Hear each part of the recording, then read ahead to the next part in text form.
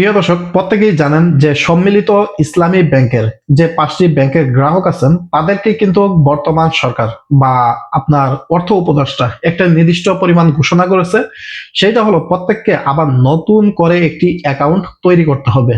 তখন কিন্তু যখন অর্থ ছাড় প্রদান করবে তখন আপনারা অর্থগুলো পেয়ে যাবেন বা আপনাদের যে সেভিং মানিগুলো আছে সেগুলো কিন্তু পেয়ে যাবেন। এখন প্রশ্ন হলো, অনেকেই বলতেছেন যে ভাই আবার গিয়ে নতুন করে নতুন ব্রাঞ্চে অ্যাকাউন্ট করতে হবে, নাকি যে ব্রাঞ্চ আছে সেইটা থেকেই আপনার যে ব্রাঞ্চের, অর্থাৎ আপনি যদি ফার্স্ট সিকিউরিটি ইসলামী ব্যাংকের গ্রাহক হয়ে থাকেন অথবা সোশ্যাল এক্সিম বা যে 5টি ব্যাংক আছে সেইগুলোর যদি গ্রাহক হয়ে থাকেন, তাহলে কি সেইখানেই অ্যাকাউন্ট করতে হবে নাকি এটা কি করতে হবে? গতকালকে আমি গিয়েছিলাম সেই ফার্স্ট সিকিউরিটি ইসলামী ব্যাংকে। সেইখান থেকে আমি যতটুকু জানতে পারলাম সেটা হলো, আপনার যে এনআইডি কার্ড, শুধুমাত্র তাদেরকে শুধু সেইটা দিবেন।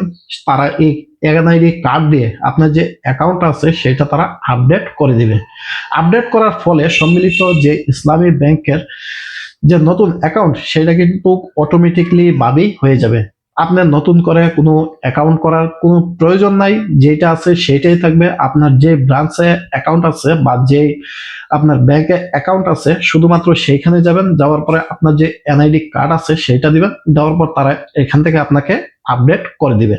তখন কিন্তু আপনার আর কোনো সমস্যা নাই। যদি এখন পর্যন্ত তারা বিষয়টা না জানেন, অবশ্যই আপনারা যাবেন, আজকে যান অথবা কয়েকদিন পরে যান, যখনই যান এটা কিন্তু আপনাকে আপডেট করতে হবে। তা না হলে কিন্তু আপনার যে ইনফরমেশন বা আপনার যে ডিটেলস সেখান থেকে কিছুটা মিসিং হওয়ার সম্ভাবনা থাকবে। পরবর্তীতে আপনি যখন উত্তোলন করতে যাবেন তখন কিন্তু আপনি একটা জটিলতার মধ্যে পড়তে পারেন। সেই জন্য আপনার যে কাজটা হলো সেটা হলো আপনার অত্যন্ত দায়িত্ব, আপনার নতুন কোনো অ্যাকাউন্টের প্রয়োজন নাই। শুধুমাত্র আপনি সেইখানে গিয়ে আপনি এনআইডি কার্ডটি সাথে করে নিয়ে যাবেন, সেটি শুধু আপডেট দিয়ে আসবেন, তাহলেই কিন্তু হয়ে যাবে। আর যেটা প্রতিনিয়ত আপনারা দেখেন যে ইউটিউবাররা আপনাদেরকে প্রচার করতেছে, আগামীকালকে পাবেন, পরের দিন পাবেন, তারপরের দিন পাবেন, এটা মূলত এখন পর্যন্ত চূড়ান্ত হয়নি। এখন পর্যন্ত যে কর্মকর্তারা আছে, ব্রাঞ্চের যে কর্মকর্তারা আছে, তারা পর্যন্ত, তাদের সাথে কথা বলে যতটুকু জানতে পারলাম, তারা পর্যন্ত এখন পর্যন্ত শিওর না যে কবে নাগাদ আপনি অর্থ ফেরত পাবেন। এখন প্রশ্ন হলো, যখন অর্থ ফেরত পাবেন তখন কিন্তু সর্বহারই দেওয়া হবে, তখন কিন্তু আপনি বুঝতে পারবেন।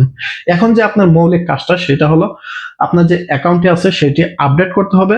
যে আপডেটটার ফলে আপনার যে সম্মিলিত ইসলামী ব্যাংক সেখানে কিন্তু আপনার এই আপডেটটি চলে যাবে।